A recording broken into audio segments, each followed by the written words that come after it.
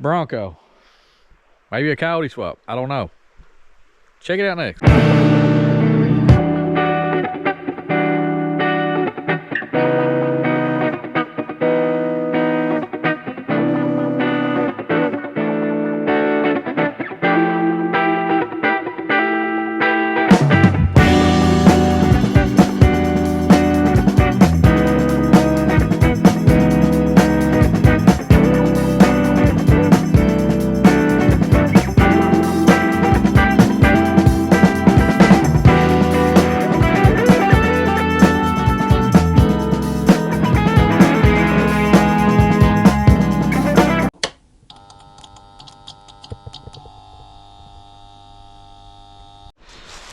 All right, so we're out here with the Bronco, my 90 Bronco, and a lot of people said they want this to be the next project. And still not 100% sure I can make this the next project because, again, this is a keeper, and got a little patch right there, I think. Anyway, so this is a keeper, and you know, I'm not going to recoup any money from selling it. So to do this one next just depends on how I am with funding and the budget of everything. I would like to, though. I'd like to have this one done and drive. So originally, this thing is, you can see on here, it's a 302 AOD, and the motor runs all right in it. It's got a little miss in it. Seems like just timing or something like that. Transmission slips and it needs gone through. Now my initial plans with this thing was we'll take this 302 and we put roller cam, aluminum heads on it, long tubes, mass airflow converted, and you know, electric fans, build AOD to hold about 300 horsepower. Have about a 300 horsepower engine, 300 horsepower built transmission to hold that.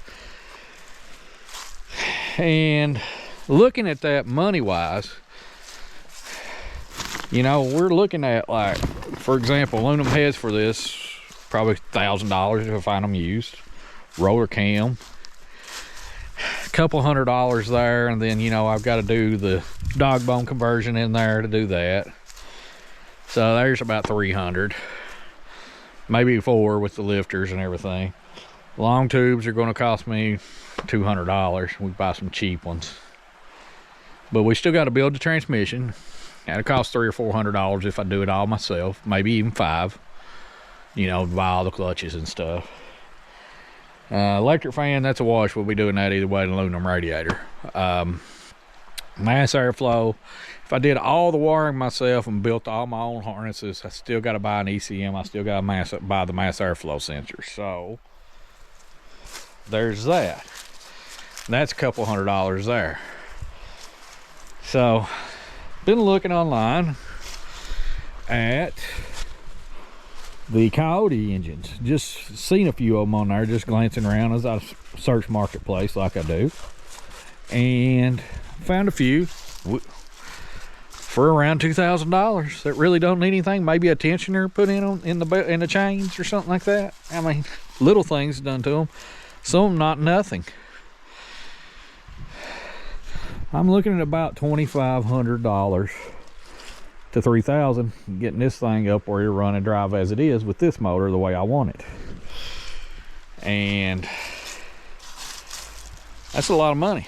So would we be better to do a Coyote swap? It's looking like that way, but there's some ins and outs I don't know. Now the thing with the Coyote is, looking at almost 400 horsepower out of the box, and a 6-speed or a 10-speed transmission depending on what year we do. So we'll have a lot more power. And this thing right now, it needs more power. It needs more cojones. But it needs a lot more power than what it's got. Because, I mean, right now, it would, like, when I drive it, it'd want to go out of overdrive, just not hold overdrive on hills and stuff at all. And make it do a lot better on gas. So there's a lot of ifs and ands and things I don't know about Coyotes, and that's what I'm maybe asking the public out here. Maybe they know. For example, So I don't want to buy the big power pack and all that stuff. I'm not scared of wiring. I'm not scared of wiring at all. I don't want to buy the Holly to control this all with. I just want to run the factory ECM. What all needs to be hooked up to that factory ECM? I know how to do that with an LS pretty easy. These are kind of still Greek to me because I've just not had a Ford and not fooled with many of them. What is required to hook up?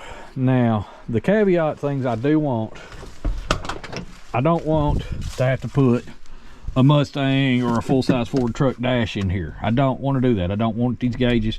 I don't care to put aftermarket round gauges in here or have this one converted to a electronic speedometer if I need to. But I don't want to change all this. I hate when people get a car and they put all the modern interior on these classic interiors. It looks terrible to me. So we don't want to do that.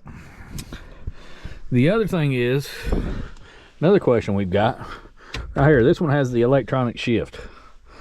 Now, most Coyotes are got a 6R80 or a 10R80 behind them, or I think that's what they are. That's what they're considered. But anyway, they've got a 6-speed or a 10-speed. Now they won't bolt to these Borg Warner, whatever they are, transfer cases without an adapter. Now, there was a company that made an adapter. I don't know if they still do. Even then, I don't know.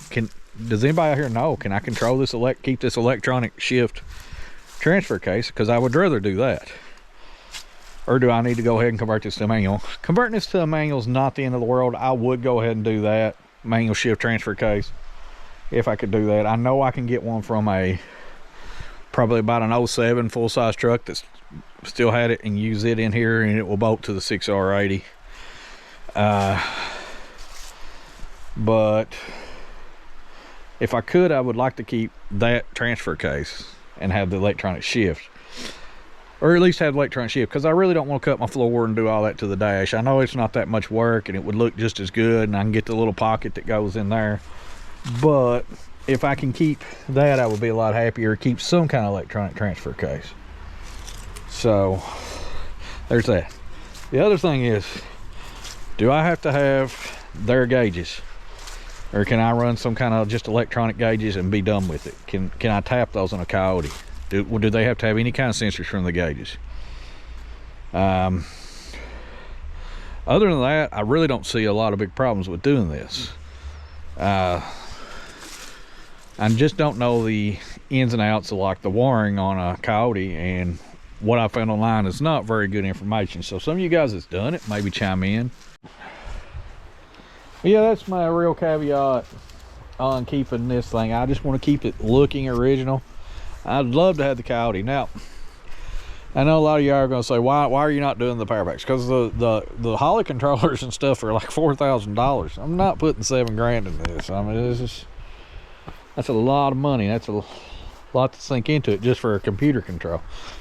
I mean, I'm not probably going to do anything to the Coyote. I may put a little noisier cam in it, but that would be the absolute extreme. And the cams are pretty expensive for a Coyote, so, and they sound pretty good, so I probably wouldn't even do that. 400 horsepower in this thing, and it weighing 4,400 pounds. I mean, a new Mustang weighs 4,000 with a Coyote. So, I mean, the trucks that's got Coyotes in it would be lighter than a regular cab 2-wheel drive short bed truck. Probably do. We also need to figure out getting I think this thing's just got an open differential. We probably would look at doing a different slip. But yeah, I just want it to be kind of original in here. I don't care if I have to change the indicators. You know, that's fine. You know, the shift indicator, that'd be fine. I'm not worried about that. But I think we could use that because the way the 6s and stuff, they do like drive, manual, and one is the way they do. They're just like the Chevrolet 6L80s and 6L90s.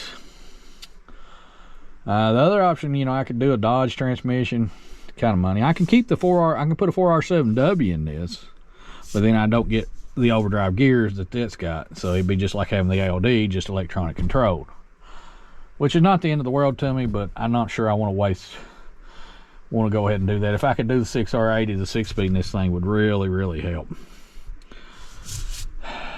And then, you know, we got to do the fuel system. and redo it. But as long as it's, I don't have no problem doing a fuel system. Either you saw with my 60 or my 72, I can wire up fuel systems and stuff and run those. That's no big deal. So really what I'm asking here is, what all do I need to keep? What all do I have to run a Coyote? Can I just run it basically like a standalone with the factory computer and keep it happy?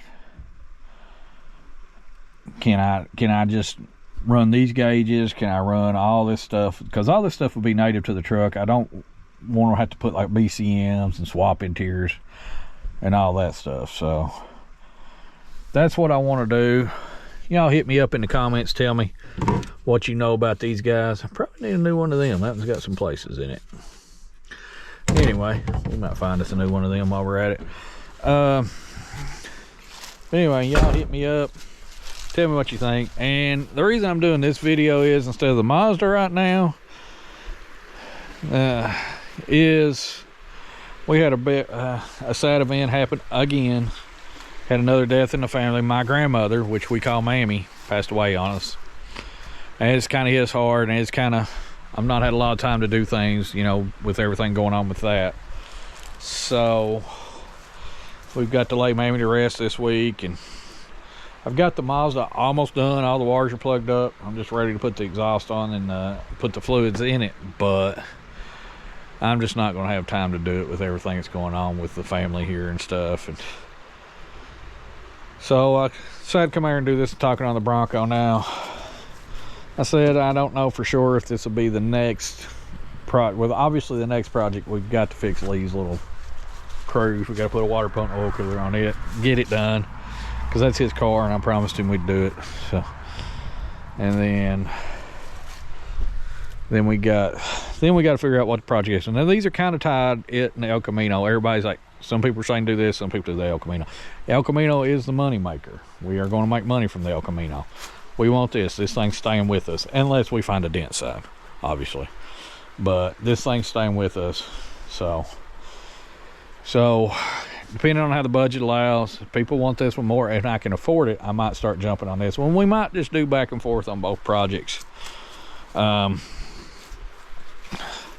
Too, a little bit. And we need to do some on the 66 too, because it's sitting here. Here's the fenders on it. But we ain't gonna be able to do it till we get some money. We got to get ahead here, money wise, and sell some projects. So hopefully we can get the Mazda done though, and get it sold by first of year, and get it out here tax time, and get Lee's car ready to go, which we've already sold that to him, but he's making me payments. He can't pay it all at once, obviously. So we gotta get that sold, and then we see how we are after the first year on budget. I've got some bills to pay off and stuff, so gotta see how everything goes with, you know, laying my granny to rest and all that estate. We've still got all my father-in-law's estate to do, so we've been hit hard here at Jeffreyrigged, but we're still trucking on. And I wanted to get something out to you this week. I will have a Christmas video coming out too, just something kind of nice, hopefully lift everybody's spirits. And yeah, and that's kind of it. But till then, just keep liking, keep sharing, keep subscribing, and keep rigging things up.